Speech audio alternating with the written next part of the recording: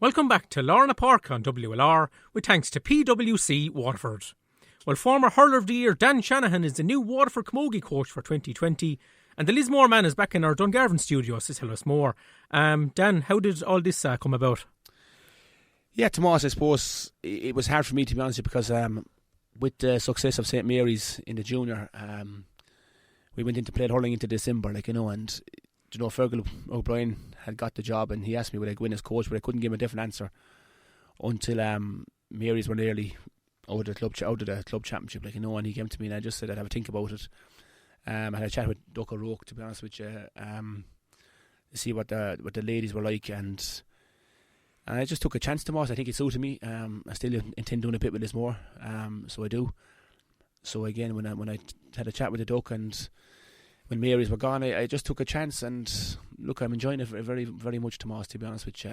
It's a new challenge, it's a different challenge, so it is. But again, I'm enjoying it. I'm getting used to the girls, getting used to their names, first of all. Okay. So what I mean, you probably get mixed up with all their names and stuff, but again, it'll take time. But the effort they've given me and Fergal and Pauline with the last 2 months has been phenomenal, to be honest with Tomas, for the regulation they don't get, but again, it was just the effort they put in, Tomas. It's unbelievable, Trent, unbelievable. Yeah, this is your first role with a women's team, Dan. Was that a learning curve for the first few sessions? Yeah, definitely, Tomas. Yeah, it was.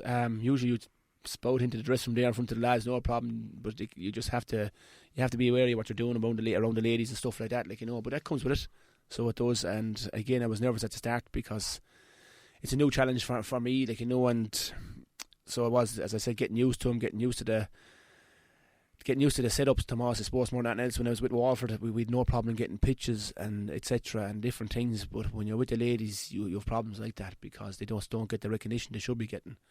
And that's that's what really opened my eyes, Tomas, from my work with Derek and the lads come back to with Fergal and the girls. There's a big difference, Tomas, as in the recognition the girls get compared to the boys get. They don't get that, and it's something I hope to fight for the future, because they train as hard as I've trained any team, and I've trained a lot of teams, and the effort, as I said, they've given me at Fergal with the last 2 months is unbelievable, Yeah, and in terms of the sessions you're putting on, Dan, as a coach, are you rolling out a lot of the same drills as you did with the Waterford men's team?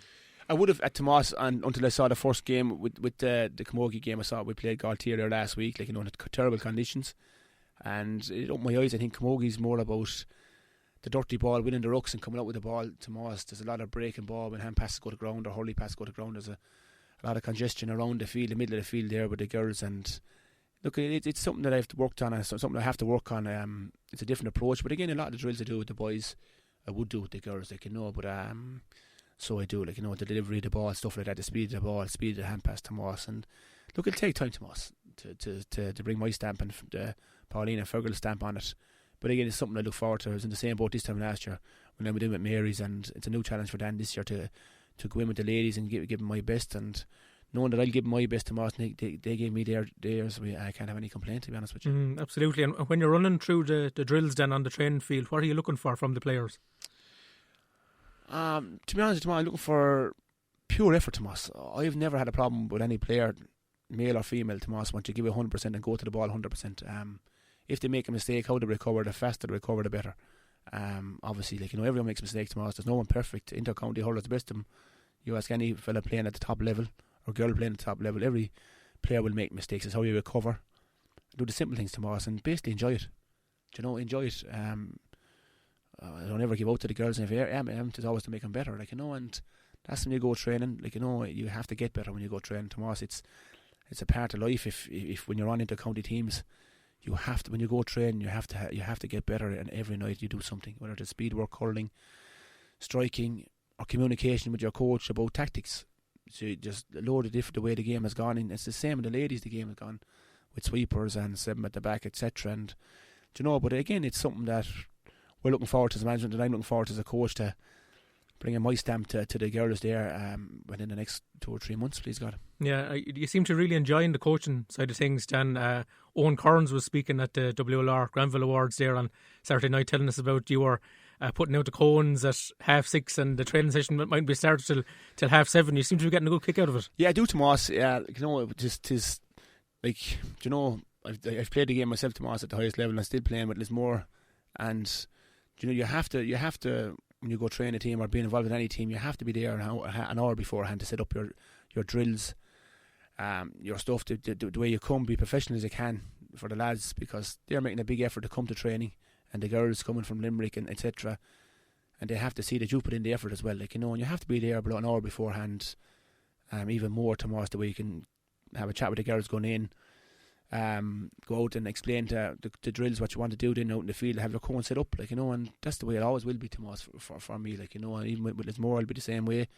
I'll be up there an hour beforehand setting up the cones, doing the same thing with Brendan Lanners, and we'll do the same. And you have to be professional, Tomas, when you're involved with a team as best you can, because the way the game has gone now, it's very professional. So it is you've club teams doing gym sessions now two or three times a week, and holiday sessions 2 or 3 times a week this time of the year again.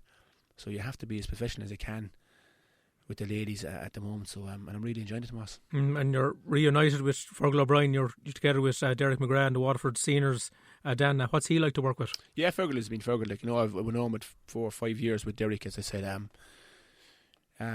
Brilliant strength, brilliant coach at speed work, agility, stamina. That's Fergal's main aim, and he's bringing his impact as a manager out to the setup as well, and it'll take time, Tomas. It's not going to work overnight, coming into a new job.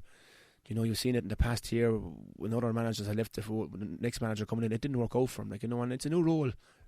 Duck O'Rourke and his backroom team would have got to 2 quarter-finals All-Irelands, and it's our aim is to get to quarter-final. With my experience, we could please God to get them to a semi-final, but our aim is to get to the knockout stage of the championship, Tomas. Again, that being a quarter-final, and we'll take it from there. We'll try and bring our stamp on it, bring a different voice to the training, and you're going to have ups and downs. It's like any job. When you go in there first, Tomas, it's not going to be rosy. So it isn't. You're going to have big losses, maybe start, because let's not forget we're missing the Galtier girls as well. 5, 6, 7 of the girls are playing club championship with Galtier, and the best of luck to them and that. But again, we haven't have everyone. But having said that, it gives other girls an opportunity to come in, try and state their claim for the panel, show us their intention.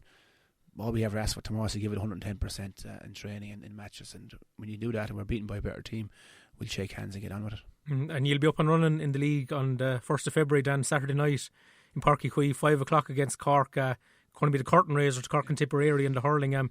Is everyone excited with the opportunity to play at such a major venue and go up against one of the big guns in the country first up? I think we only mentioned it the other night, Tomas, actually, that it is a big opportunity for us, for the ladies, to play above in Páirce Queeve under lights in front of the Cork and Tip game on after. So there'll be a big crowd there, and it's big for Cork Camogie as well. They wouldn't. I think it's the first time they've done this as well. So it's going to be a massive night for them. So I know their aim is to come out probably and beat Waterford well to make a statement. But again, we'll go up there, as I said, Tomas. We'll give it our best. It's very hard for us, Tomas, at the moment, because we find it hard to get pitches. So it is, and with lights, and it's just tough. We're to Mount Sion. We're in the AstroTurf the other night, and as good as it is, you can't beat being out on the pitch, Tomas, with the grass and the muck and the heavy going this time of the year, because other teams are but that's the way it is. It's opened my eyes a bit, but again, my job is to go down and train the girls no matter where it's on, and I do that to my best ability, and hopefully in the future that we will get pitches, please God, from especially Carrigan Orr, where all the teams train. Well, Dan, great to chat to you again, and best of luck with the Waterford Camogie team, yourself and Fergal and the rest of the management team for 2020. Thanks very much, Tomas.